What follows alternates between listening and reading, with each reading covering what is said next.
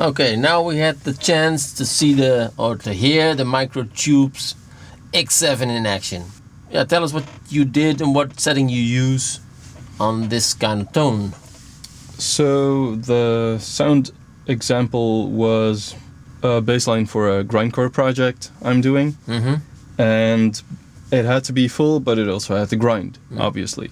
So what I did was I set the low side to be quite mid-heavy. The guitars are going to be scooped and dirty, so you need to get the mids from somewhere, and it's going to be the bass in this case. Yes. So I set the low pass, which decides how much of your low end and mids stay clean and come through, and I set it to. So it's not really. It's not taking out the lows, but it's it determines where it distorts.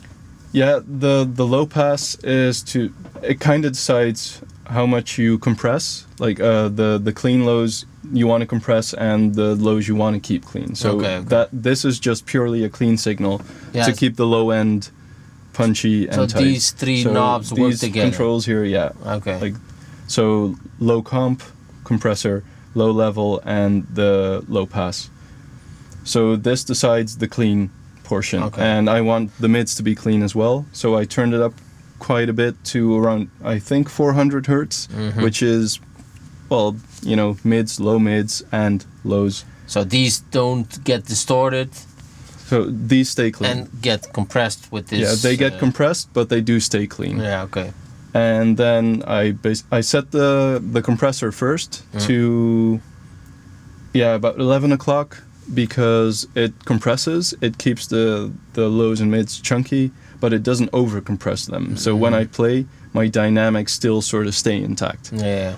And it's enough compression to make sure that the drive and the clean lows behave similar when you play. So you don't hear two entirely different signals. Like it does happen a bit because that's kind of the sound I picked.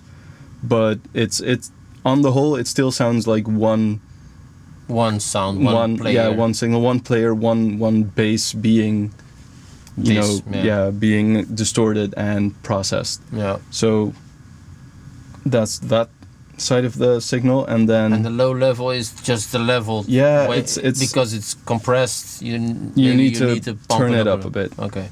So and also I want to keep. And does it only level up the part that you low pass? Yeah. Okay. It's purely for the clean low side of the 400 hertz and down. In this case, you're pumping that a little bit. Yeah. Okay.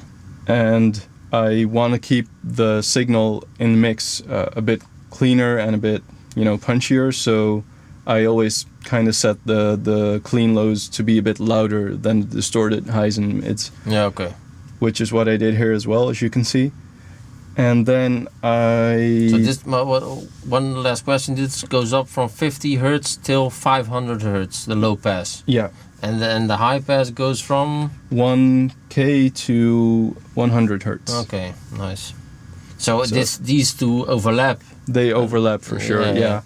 And it makes for some interesting sounds. Yeah. And you can choose to keep everything as separated as possible to get a cleaner kind of drive. Yeah. But it's also really interesting to play around with when you have them overlap, because then in the mix you can definitely hear a lot of layering going on, which is, you get a richer bass sound. It's not just a drive with a bit of lows, it's also the clean part that kind of pushes through and fills it up. Yeah, and you can blend them really great with these. Exactly, and then you have the EQ to tweak it as well. So I went for a kind of more cutting drive, but not as cutting as it can be. So the highest you can set it is 1K, and that makes for a really sharp distorted sound. Yeah, so everything above 1K will distort, right? Yes, and everything below it stays clean. Yeah, okay, that's the idea of the high pass. So when you do that, especially with the bass, you get a really sharp signal, and it's nice in some contexts, but in this case it's better, for me anyways, it's preferable to have it be a bit fuller than that in the drive. Yeah.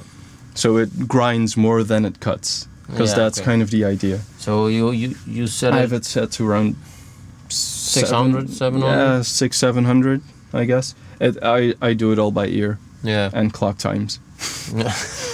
2 o'clock, 3 o'clock. That's how you document it. Eh? Exactly. 1:30 maybe. Yeah. So and that makes for a pretty grindy drive. And because it's a smaller portion of the signal getting distorted, you can turn the drive up a bit more. Yeah. Or you need to turn it up more to get a proper drive going, because there's less energy going into it, so it distorts less by itself. Yeah. But if you turn it down to like 100 hertz, you can just turn the drive down entirely and you still get a good crunch. Okay. So that's pretty cool. And then the levels to balance. And then on the whole, because I do, like the cleans get a bit oomphy, a bit boomy, so I turn down the... And this is a shelf, right? Low shelf, exactly, the low shelf. I leave the mids where they're at, because, you know, I set them to taste with the other knobs, and then I boost 1K a bit, because that influences the way the drive sounds in the whole, and because I already turn it down compared to the clean, you know, it makes for a nicely balanced sound. So and the EQ is after all these settings? All of this, yeah. Okay, this is the combined signal of the clean low and the distorted highs, and there you have like a master volume. Okay. Yeah. And then you get a 3-band, it's a 4-band EQ with, and 2 of them are shells. Yeah. Okay. And this one shelves from 5K. Okay, 5K and this shelves from? The lower? 80 hertz. 80? Okay. 80 hertz down, and this from 5K and up. Nice. So I always turn it down a bit to make sure it doesn't get too harsh, because I base it on playing live, and you know, when things get amplified, they tend to get a bit harsher anyway. Yeah. So I prefer turning it down. It also helps it sit and mix better, because it's a bit duller, but that makes it more audible in a mix of really sharp and clear other instruments, in my experience. So that's the way I have it set, and that's what you heard just now. And I see here direct output and parallel output and inputs output. What does that do? Input and output are, you know, regular inputs and outputs, as in signal goes in, signil comes out. Guitar in, guitar out. Yeah. Parallel output is the signal from the input directly. Like it should be hardwired to the other. So if you want to maybe make several signal chains, or just split it at this point, so you have a distorted signal or partially distorted and an entirely clean signal, you can do that. You can just loop it through, and the direct out is to send to a PA, but I use my Sans amp for that, so I never use it. So this is the distorted sound then, the direct out. That's the same signal as from the output. Yeah. Cool. Nice, man. Shall we put it on, and then you can tweak the knobs a little just for fun? Let's go. Let us see.